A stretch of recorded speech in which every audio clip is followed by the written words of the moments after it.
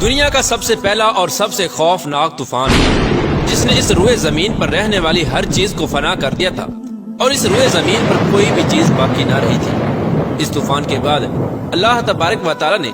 اس روئے زمین پر دوبارہ سے ایک نئی زندگی کو آباد فرمایا۔ پیارو دوستو، یہ طوفان کب آیا تھا اور اس طوفان کے اندر کتنے لوگ بچے تھے، اور وہ بچنے والے لوگ جس کشتی پر سوار تھے اس کشتی کو کہاں بنایا گیا تھا، اور وہ کشتی کتنے وقت میں تیار ہوئی تھی، اور اس کشتی کو کس چیز سے بنایا گیا تھا، اور حضرت نوح علیہ السلام کی کشتی کتنی لمبی اور کتنی چوڑی تھی، اس کی کتنی منزلیں تھیں،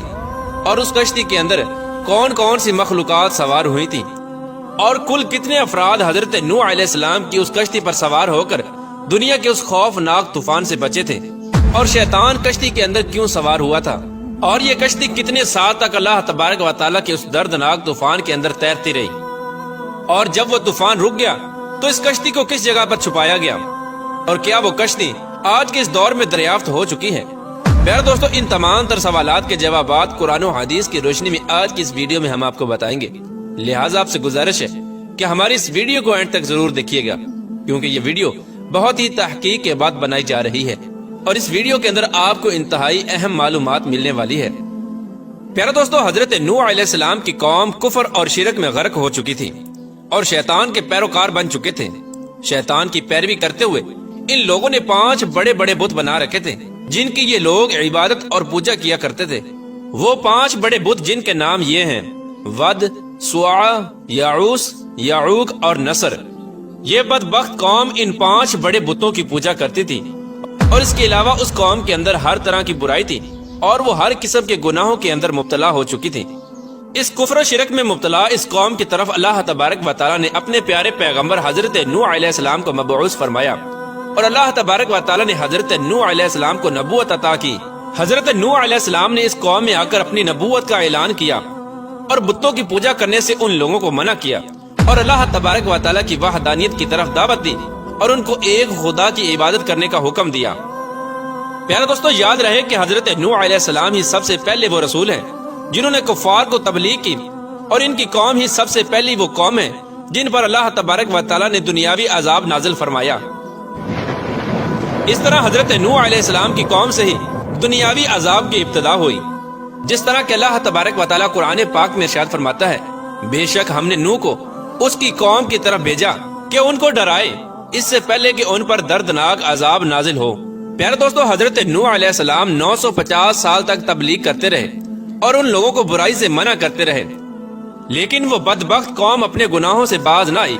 اور اسی طرح بتوں کو اپنا خدا مان کر ان کی پوجا کرتے رہے۔ لیکن صرف 80 لوگ ایسے تھے جو حضرت نوح علیہ السلام پر ایمان لائے، اور باقی ساری قوم حضرت نوح علیہ السلام پر ظلم و ستم کرتی رہی اور آپ کو جھٹلاتی رہی۔ پیارے دوستو، بعض روایات کے مطابق حضرت نوح علیہ السلام کا مسکن عراق کا شہر رافدین بتایا گیا ہے۔ حضرت نوح علیہ السلام نے جب بارہا اپنی قوم کو اس برائی سے منع کیا اور اللہ تبارک و تعالیٰ کی وحدانیت کی طرف بلایا، تو حضرت نوح علیہ السلام کی قوم نے آپ پر طرح طرح کے اعتراضات وارد کرنے شروع کر دیے۔ چنانچہ اس طرح ان کی طرف سے وارد ہونے والے تمام تر اعتراضات کے جوابات حضرت نوح علیہ السلام نے اپنی قوم کو دیے، لیکن اس کے باوجود بھی وہ بدبخت قوم اللہ تبارک و تعالیٰ کی وحدانیت پر ایمان نہ لائی، اور الٹا حضرت نوح علیہ السلام سے عذاب الہی کا مطالبہ کرنے لگی، اور حضرت نوح علیہ السلام سے ان کی قوم کہنے لگی کہ اس عذاب کو لے آؤ جس عذاب سے تم ہم کو ڈراتے ہو۔ پیارے دوستو، حضرت نوح علیہ السلام کی قوم حضرت نوح علیہ السلام کے ساتھ متکبرانہ انداز کے اندر کلام کیا کرتی تھی، اور آپ کی قوم نے آپ سے کہا کہ اگر آپ تبلیغ کرنے سے باز نہ آئے تو تمہیں سنسار کر دیں گے، اور اس طرح اس قوم نے حضرت نوح علیہ السلام کو قتل کرنے کی دھمکی دی۔ اس قوم کے لوگ معاذ اللہ اتنے بدبخت ہو چکے تھے کہ آپ کی قوم آپ کو پاگل کہہ کر پکارتی، اور مرنے سے پہلے ہر بندہ اپنی اولاد کو یہ نصیحت کرتا کہ حضرت نوح علیہ السلام کی باتوں پر کان نہ دھرنا اور نہ ہی ان پر ایمان لے کے آنا، معاذ اللہ وہ دیوانے ہیں۔ پیارے دوستو، حضرت نوح علیہ السلام کی 950 سال کی تبلیغ کے باوجود بھی جب یہ قوم ایمان نہ لائی، تو اس وقت اللہ تبارک و تعالی نے حضرت نوح علیہ السلام کی طرف وحی بھیجی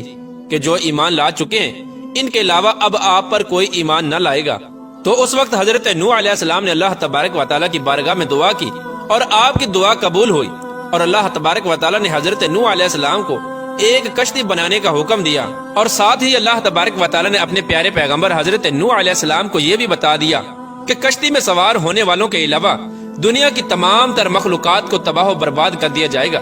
اور اس روئے زمین پر کوئی بھی چیز باقی نہ رہے گی. جس طرح کہ اللہ تبارک و تعالیٰ قرآن پاک میں ارشاد فرماتا ہے، اور نوح علیہ السلام کو وحی ہوئی کہ تمہاری قوم سے مسلمان نہ ہوں گے مگر جتنے ایمان لا چکے،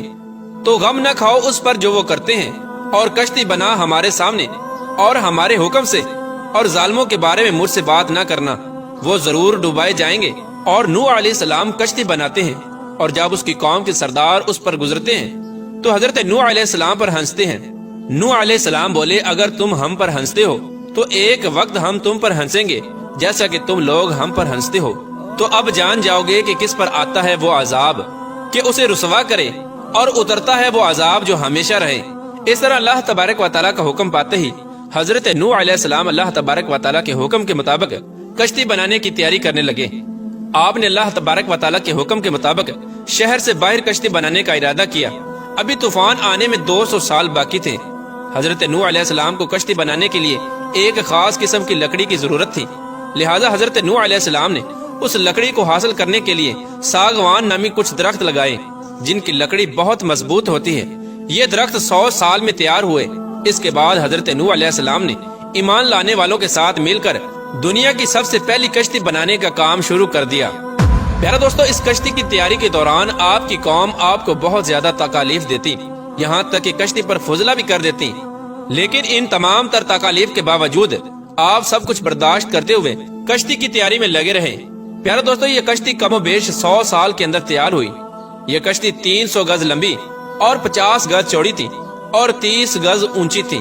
کشتی کا اگلا حصہ مرغے کے سر کی طرح اور کشتی کا پچھلا حصہ اس کے دم جیسا تھا. اس کشتی کے اوپر تار کول کا لیپ کیا گیا تھا اور کشتی میں 3 دروازے رکھے گئے تھے. اس کشتی کی کل 3 منزلیں بنائی گئی تھی. ادھر جب حضرت نوح علیہ السلام کی کشتی مکمل تیار ہو گئی تو ادھر اللہ تبارک و تعالیٰ کا وہ حکم بھی قریب آ چکا تھا جس حکم کے مطابق اللہ تبارک و تعالیٰ کا دردناک عذاب نازل ہونے والا تھا. ایک دن اللہ تبارک و تعالیٰ کے حکم سے حضرت نوح علیہ السلام کے تندور سے پانی ابل آیا تو حضرت نوح علیہ السلام سمجھ گئے کہ اب اللہ تبارک و تعالیٰ کا عذاب شروع ہونے والا ہے. جس طرح کہ اللہ تبارک و تعالیٰ اس بات کو قرآن پاک میں نقل فرماتا ہے، جب ہمارا حکم آیا اور تندور سے پانی ابلا تو ہم نے فرمایا کہ کشتی میں سوار کر لے ہر جنس میں سے ایک جوڑا نر اور مادہ، اور جن پر بات پڑ چکی ہے ان کے سوا اپنے گھر والوں کو اور باقی تمام مسلمانوں کو، اور اس کے ساتھ مسلمان نہ تھے مگر تھوڑے. یار دوستو، روایات میں آتا ہے کہ جب اللہ تبارک و تعالیٰ کا وہ دردناک طوفان شروع ہوا تو زمین پانی ابلنے لگی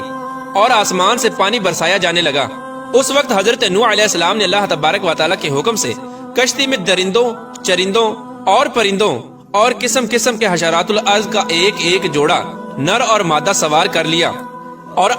آپ کے تینوں فرزند یعنی حام، سام اور یافس، اور ان تینوں کی بیویاں اور آپ کی مومنہ بیوی اور 72 مومنین مرد و عورت کل 80 انسان کشتی میں سوار ہو گئے. اور حضرت نوح علیہ السلام کی ایک بیوی تھی جن کا نام وائلہ تھا، اور آپ کا ایک لڑکا تھا جس کا نام کنعان تھا. یہ دونوں حضرت نوح علیہ السلام پر ایمان نہ لائے تھے اور نہ ہی یہ دونوں کشتی پر سوار ہوئے اور طوفان کے اندر غرق ہو گئے. پیارا دوستو، تفسیر ساوی میں نقل کیا گیا ہے کہ حضرت نوح علیہ السلام کی کشتی میں 40 مرد اور 40 عورتیں تھیں، مگر آپ کی اولاد کے سوا کسی کی نسل نہ چلی، اسی لیے آپ کو آدم ثانی کہا جاتا ہے. پیارا دوستو، کشتی کی کل 3 منزلیں تھیں جن میں سب سے نیچے والی منزل پر درندوں، پرندوں اور حشرات الارض کو رکھا گیا تھا، اور درمیانی منزل میں چوپائے اور دیگر جانوروں کو رکھا گیا تھا، جبکہ سب سے اوپر والی منزل پر انسانوں نے قیام کیا تھا. پیارا دوستو، اللہ تبارک و تعالیٰ کے اس دردناک عذاب کے دوران مسلسل 40 دن تک بارش ہوتی رہی اور مسلسل زمین پانی ابلتی رہی، یہاں تک کہ پانی میں اونچے اونچے پہاڑ بھی ڈوب گئے. اس طرح حضرت نوح علیہ السلام کی کشتی کے علاوہ کوئی بھی اس طوفان سے نہ بچ سکا. چنانچہ 150 دن تک یہ کشتی مسلسل اس طوفان کے اندر ہچکولے کھاتی رہی، اور پھر اللہ تبارک و تعالیٰ کے حکم کے مطابق آخر کار یہ طوفان تھم گیا، اور 10 محرم الحرام یعنی عاشورہ کے دن یہ کشتی عراق میں موجود جودی پہاڑ پر پہنچ کر ٹھہر گئی. اللہ تبارک و تعالیٰ کے اس دردناک طوفان کے ختم ہونے کے بعد سب لوگوں نے شکرانے کے طور پر اس دن کا روزہ رکھا. اس طرح دنیا کی سب سے پہلی کشتی کا سفر اپنے اختتام کو پہنچا، اور جو لوگ اس کشتی میں موجود تھے وہی لوگ بچ پائے، اور باقی سب کچھ اللہ تبارک و تعالیٰ کے اس دردناک طوفان نے تباہ و برباد کر دیا. اور پھر اللہ تبارک و تعالی نے حضرت نوح علیہ السلام کی اولاد سے انسانی زندگی کو آباد کیا، اور آج جو انسانی نسل موجود ہے وہ حضرت نوح علیہ السلام کی اولاد میں سے ہے۔ اسی وجہ سے حضرت نوح علیہ السلام کو آدم ثانی کہا جاتا ہے۔ پیارا دوستو، اب بات کرتے ہیں کہ کیا حضرت نوح علیہ السلام کی وہ کشتی آج کے دور میں دریافت ہو چکی ہے کہ نہیں۔ اس کے بارے میں ماہرین کا کہنا ہے کہ کشتی نوح کی باقیات مشرقی ترکی میں واقع کوہ ارارات پر ملی ہیں، جو کہ 1400 فٹ اونچی ہے۔ اس کشتی کی 3 منزلیں ہیں اور یہ ہزاروں میٹر برف کے نیچے دبی ہوئی تھی۔ اس کشتی کی دریافت کے بعد چینی اور یورپی ماہرین، جبکہ تمام اہل کتاب کے ماہرین یہ مانتے ہیں کہ یہی کشتی حضرت نوح علیہ السلام کی کشتی ہے، اور ان ماہرین کا یہ ماننا ہے کہ یہ کشتی 4800 قبل مسیح کی ہے۔ اگر تاریخ کا مطالعہ کیا جائے تو محققین نے حضرت نوح علیہ السلام کے کشتی کے رکنے کی جگہ جودی پہاڑ لکھی ہے، جبکہ یہ پہاڑ کوہ کرداں کا حصہ ہے۔ یہاں پر ہی حضرت نوح علیہ السلام نے اپنے ساتھیوں سے مل کر ایک مسجد تعمیر کی تھی، جس کو سامانین مسجد کہا جاتا ہے، اور انہوں نے ہی خسران شہر آباد کیا تھا۔ آپ کا مزار مبارک لبنان میں واقع ہے۔ پیارا دوستو، اب بات کرتے ہیں کہ کیا شیطان بھی حضرت نوح علیہ السلام کی کشتی میں سوار ہوا تھا۔ پیارا دوستو، آج کل بہت سی بے بنیاد ویڈیوز میں یہ بتایا جاتا ہے کہ شیطان گدھے کی دم کے ساتھ لٹک کر سب سے آخر میں حضرت نوح علیہ السلام کی کشتی میں داخل ہوا تھا۔ آپ کو بتاتے چلیں کہ اس بات کے اندر کوئی سچائی نہیں ہے۔ حضرت نوح علیہ السلام کی کشتی میں کوئی بھی جن اور شیطان موجود نہیں تھا، اور نہ ہی ایسی کوئی مستند روایات ملتی ہیں۔ یہ تمام تر باتیں فضول اور لغو ہیں۔ اللہ تبارک و تعالیٰ سے دعا ہے کہ اللہ تبارک و تعالیٰ اپنے تمام تر فرامین کے مطابق زندگی گزارنے کی توفیق عطا فرمائے، اور ان تمام تر گناہوں سے ہمیں بچائے جن گناہوں کے اندر مبتلا ہو کر پہلی قومیں ہلاک ہوئیں۔